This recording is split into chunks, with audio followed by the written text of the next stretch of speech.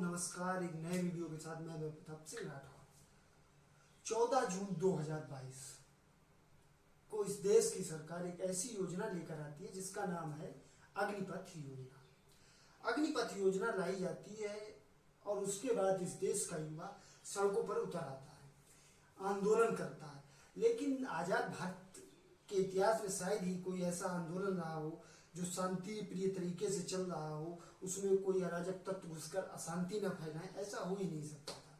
इसमें भी वही हुआ, अशांति फैलाएगी। अशांति इतनी ज्यादा हुई कि इस देश की पब्लिक प्रॉपर्टी को जलाया गया, ट्रेनों को जलाया गया, बसों को जलाया गया, पटरियों को उखाड़ा गया, हाईवे को जाम किया गया। जो इस देश की सरकार चाहती थी वो हो गया था। सरकार चाहती थी कब इस देश का युवा तांडव मचाए और हम इस देश के युवा को आतंकवादी, देश विरोधी और पाकिस्तान प्रेमी, पता नहीं खालिस्तानी किन किन नामों से नवाजे और इस आंदोलन को यहीं पे दबा दें। जो किसान आंदोलन के लिए इन्होंने करना चाहा, लेकिन किसान आंदोलन को ये दबा नहीं पाए, लेकिन युवा आंदोलन को दबा दिया गया। और इस देश की मीडिया ने भी उनको आतंकवादी, गद्दार, ये सेना में जाने के लायक नहीं, पता नहीं किन किन नामों से नवाजा गया। लेकिन आप इस देश की मीडिया से अगर ये उम्मीद करते हैं कि वो आपके हित की बात करेगा तो ये बिल्कुल गलत है। इस देश का मीडिया सिर्फ और सिर्फ बना है नरेंद्र मोदी उर्फ झासाराम की चाटुकारिता और गुलामी करने के लिए। वो सिर्फ और सिर्फ अपने हित की बात करेगा, ना कि आपके हित की। तो आप इस देश के मीडिया से तो बिल्कुल उम्मीद ही छोड़ दीजिए। हालांकि उसको चौथा स्तंभ कहा जाता है, लेकिन 2014 के बाद से वो चौथा स्तंभ कब गिर गया पता ही नहीं चला हमको। अब तो 3 ही स्तंभ बचे हैं इस देश में, शायद वो भी नहीं, लोकतंत्र वो भी दम तोड़ रहा है। अब स्तंभों की तो बात ही मत करिए, वो खत्म हो चुके, बिल्डिंग ही पूरी गिर चुकी है। स्तंभ कहाँ से बचेंगे बेचारे। तो हम बात कर रहे थे 14 जून 2022 की। तो 14 जून 2022 को हमारे देश के प्रधानमंत्री जी और इस देश के रक्षा मंत्री आदरणीय श्री राजनाथ सिंह जी अग्निपथ योजना लाते हैं और इस देश का युवा आक्रोशित हो जाता है, सड़कों पर आ जाता है। तो आप भी सोच रहे होंगे कि क्या है अग्निपथ योजना, इस देश का युवा ऐसा इस योजना में क्या है जिससे कि इस देश का युवा इतना आक्रोशित है। हम बताएंगे, सब आपको बताएंगे, धीरज रखो। अग्निपथ योजना तो आपको ये तो पता ही होगा कि सेना में जाने के लिए 2 रास्ते होते हैं। एक होता है परमानेंट कमीशन, एक होता है short service commission. Permanent commission वो कमीशन जिसमें अलग अलग विंग होती है, अलग अलग विंगों की एक आयु होती है कि आप 40 साल की आयु तक इस विंग में सेवा दे सकते हैं। इस विंग के लिए आप 50 साल की आयु तक सेवाएं दे सकते हैं।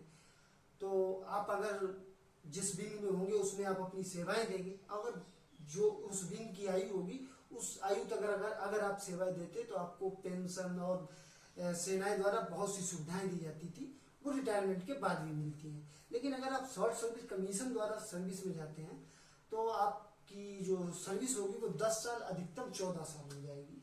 उसके बाद ना आपको पेंशन मिलेगी, ना वो सुविधाएं मिलेंगी जो एक परमानेंट कमीशन के जवान को मिलती है, लेकिन शॉर्ट सर्विस वाले को नहीं मिलती।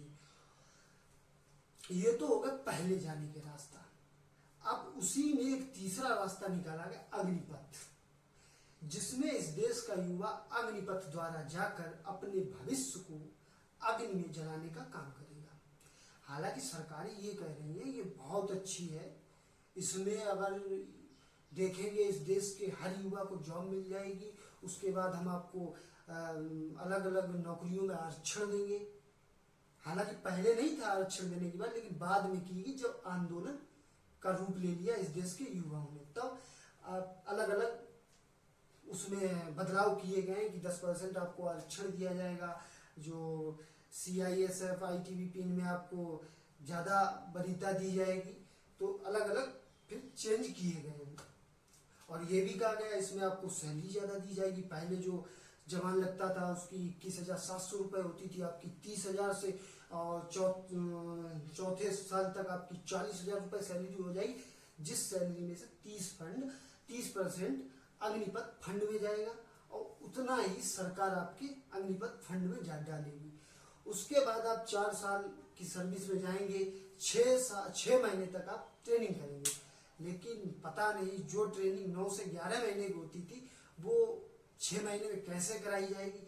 इसका तो लॉजिक और तर्क इस देश के प्रधानमंत्री और रक्षा मंत्री ही दे सकते हैं। जिस ट्रेनिंग पे एक युवा पर, एक जवान पर 80 से 85 लाख खर्च किया जाता है, वो सिर्फ अभी भी उतना ही खर्च किया जाएगा, लेकिन वो 4 साल के लिए। आप 6 महीने ट्रेनिंग करेंगे, उसके बाद आपको साल में 30 दिनों की छुट्टी मिलेगी। कुल मिला के आपकी हो गई 120 छुट्टी हो गई, जिसमें से आपका 4 महीने छुट्टियों में चला गया, 6 महीने की ट्रेनिंग हो गई, 10 महीने आप ट्रेनिंग और छुट्टी की हो गए आपके। उसके बाद आप 3 साल 2 महीने सेना में सेवाएं देंगे, और उसके बाद आपको कहा जाएगा कि आप अपना बोरिया बिस्तरा बांधिए, आप अपने घर की तरफ प्रस्थान कीजिए। और इसमें एक बात और है कि इसमें से जो 25% है उनको सेना में ले लिया जाएगा, अगर सेना में वैकेंसी होगी तो, नहीं तो वो भी नहीं लिए जाएंगे। 75% को रिटायर करके घर पे भेज दिया जाएगा। और आप आइए, आपको रिटायर होने पर 4 साल बाद 11,71,000 रुपये दे दिए जाएंगे, और आप जाइए मौज कीजिएगा, अपने घर पर आइए, एक खोखा खोलिए, उसमें बीड़ी बंडल पान पुड़िया बेचिए, आराम की मौज करिए, क्योंकि आप अग्निवीर हैं। अग्निवीरों को पेंशन की जरूरत है नहीं, अग्निवीरों को मेडिकल सुविधाओं की जरूरत है नहीं, अग्निवीरों को कैंटीन सुविधा की जरूरत है नहीं, क्योंकि आप अग्निवीर हैं। अग्निवीरों को वो कोई सुविधा नहीं दी जाएगी जो एक पहले जवान को दी जाती थी, क्योंकि आप अग्निवीर हैं। अग्नि में तप कर आएंगे, जो अग्नि में तप कर आता है उसको सुविधाएं नहीं चाहिए होती, वो तो बिना सुविधाओं के भी अपनी एक जिंदगी जी सकता है। अगर इस देश में पेंशन, अगर सुविधाओं की जरूरत है तो वो इस देश के नेताओं को है।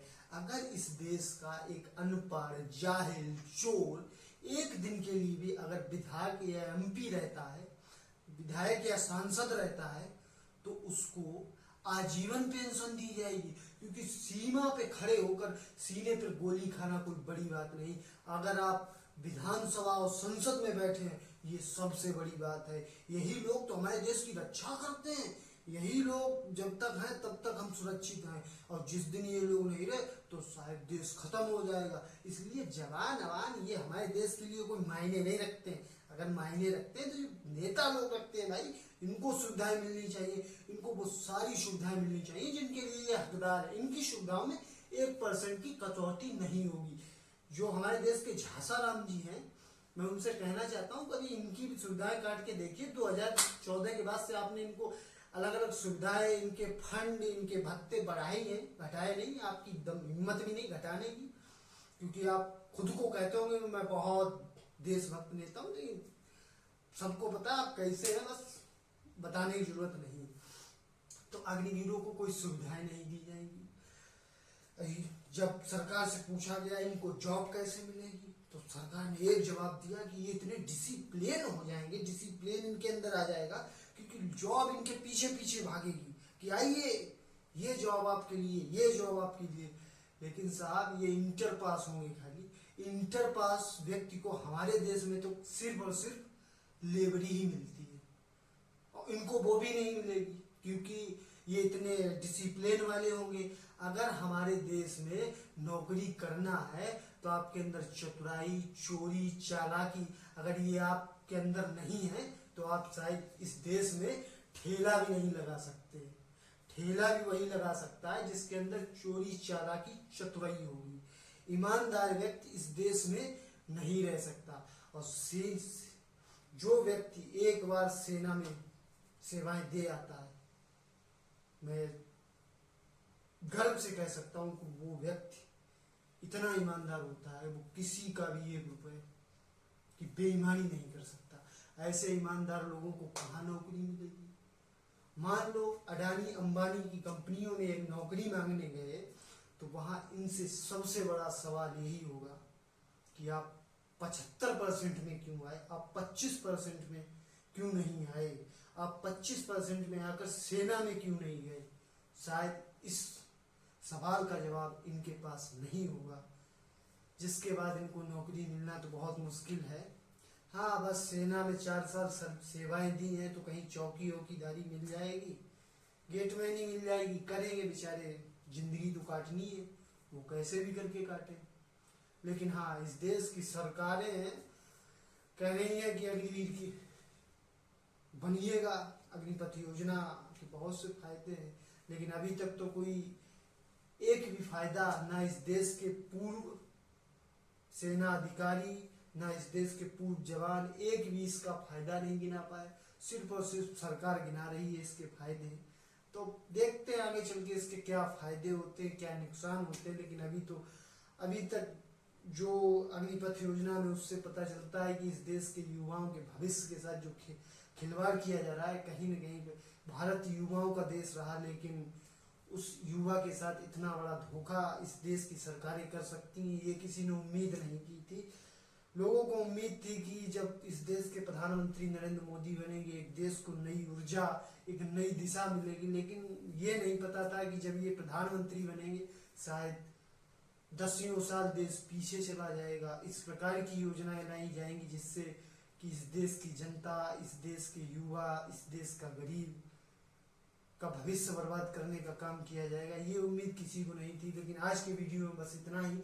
अगर आपको वीडियो अच्छा लगा हो तो हमारे वीडियो को लाइक करिएगा, अपने यार दोस्तों में शेयर करिएगा, और हाँ, हमारे चैनल को सब्सक्राइब जरूर कर लीजिएगा और बेल आइकन को जरूर प्रेस करें। और बेल आइकन को जब प्रेस करें तो ऑल पर जरूर क्लिक कर दें, जिससे कि हमारा आने वाला वीडियो आपको मिल सके। तब तक के लिए राम राम, जय हिंद।